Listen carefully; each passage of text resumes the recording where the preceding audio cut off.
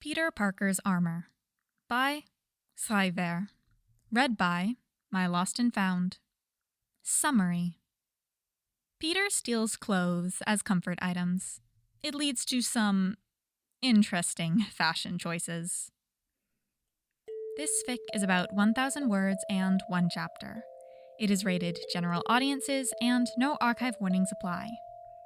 This PODFIC was reported for Mystery Box 2025 for the challenge Bingo. As always, link to the fic is in the description. And on with the PODFIC. Peter was a clothing hoarder. This was a known fact under the people close to him. He could easily be found in one of May's yoga pants or Tony's hoodies. He was also frequently seen in one of Ned's way too big t-shirts. And when he became friends with MJ, he had a pair of her socks within a week. She had raised an eyebrow at it, but she hadn't said a thing, much to Peter's relief. He mostly wore them to be close to a person. So would a Tony hoodie be worn when he couldn't see Tony in the weekend, and May's pants when she was far away for a while, or one of Ned or MJ's clothing items when one of them was sick. He tried to avoid wearing them at school to avoid all the looks he would get, but the more subtle pieces made it into his school attire. This was why MJ and Ned were very surprised when Peter showed up to school one day in the following outfit. May's soft gray sweatshorts, MJ's thigh-high rainbow socks, Ned's oversized Star Wars shirt tied into a knot in the front, and Tony's big MIT hoodie, plus his own blue sneakers. He looked like an idiot, but he was pulling it off in some odd way. MJ later argued to Ned that he was just adorable in anything, so that shouldn't have been a surprise, and Ned had to agree. But it also concerned them, because all of them were here and close by. There should be no reason for Peter's outfit, yet here he was. They got closer and noticed the bags under Peter's eyes, and the tired look in his eyes. When he saw them, his face lit up, and he quickly made his way over to them. He gave them a quick hug. MJ asked, "Hey Pete, what's with the outfit?" He looked down and blushed scarlet. He fidgeted a bit and played with the hem of his shirt and said, "There was a big accident, so May was away the whole weekend, and Tony was on a mission. Then I had a nightmare about everyone dying tonight, and I just... Sorry, is it making you uncomfortable?" "No, of course not. Just wondering what happened, since we're all okay." MJ reassured him, and Ned agreed. The unsure look disappeared, and he gave them a beaming smile. Then he walked out in front of them, and Ned took a quick picture before following him and MJ. When they made it to their first class, Flash was there. He took one look at Peter before saying, "What gay fashion disaster tree did you fall out of, penis?" Peter turned bright red and looked to the ground, as if he was willing it to swallow him whole. MJ snarled and said, "Don't insult people with being gay. There is nothing wrong with that. Besides, you are not the fashion police, so take your not-so-constructive criticism and stick it in your ass, Eugene. Peter can dress how he wants." "Why do you even stick up for that loser?" Flash said, back in a moment of bravery. MJ looked at him coolly and said, "Because he's my friend. Not that I expect you to understand that, since you have none." Some kids oohed. One other said, "Burn." But the three just ignored it, in favor of finding places near each other. Protecting Peter is what they did, because Peter protected everyone except himself, and someone had to. After a year or so of fighting crime in tight spandex, you kind of start losing any fucks you might give about other people's opinions of you, and the increasing anxiety that comes with it also increases the need for comfort items. Peter's being his friend's clothes. By the end of sophomore year, Peter had become well known for his interesting clothing choices. He also gave 0 fucks about anything Flash said about it.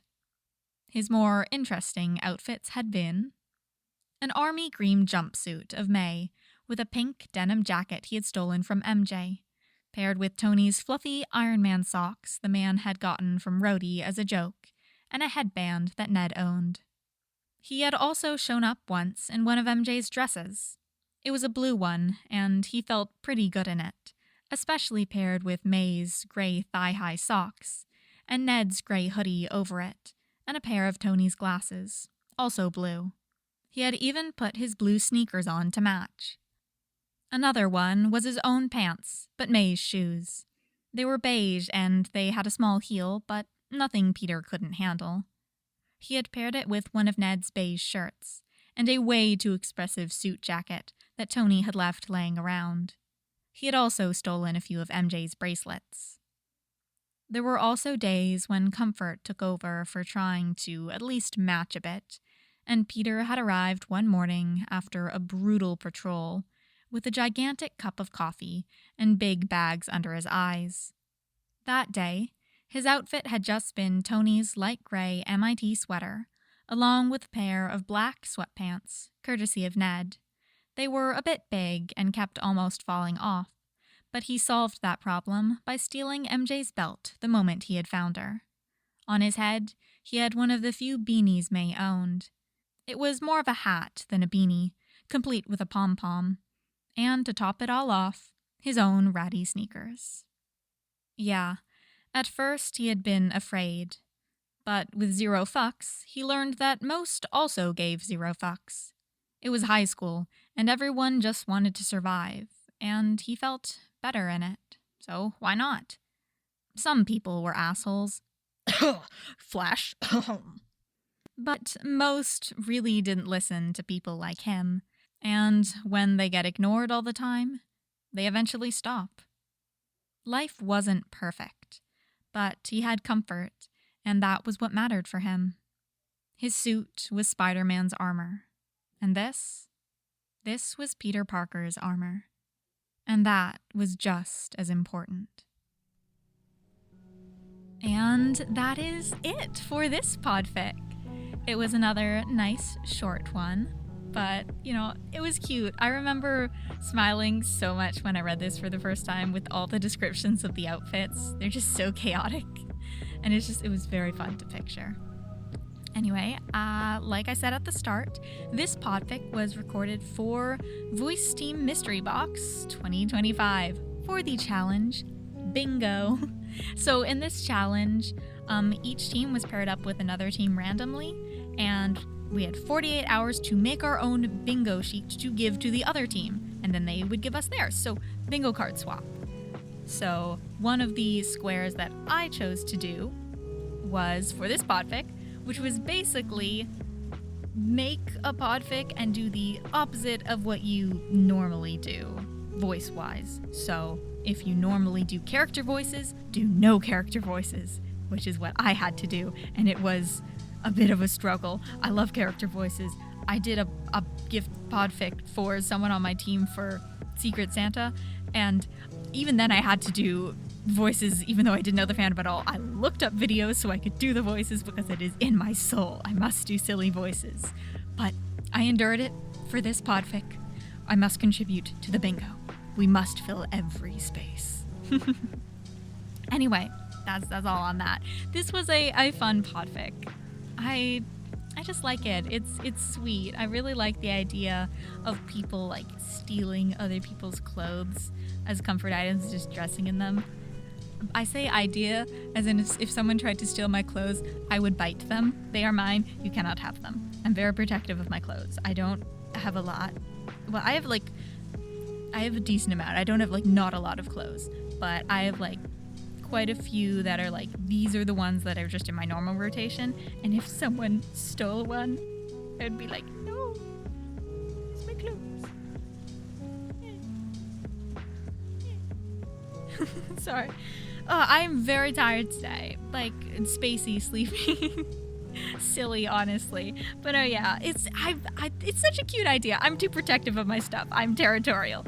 But I like reading about it because it really is just sweet. Anyway, that is all for this short podfic. If you guys enjoyed, go leave a kudos, go leave a comment for the original author. As always, link is in the description. Go do it. There's a knife in the description. You see it. I'm holding it up to you. I'm giving you a pat with the knife. Go do it. Comments, kudos, go. Anyway, yes, that is all for this time. I will see you guys next time.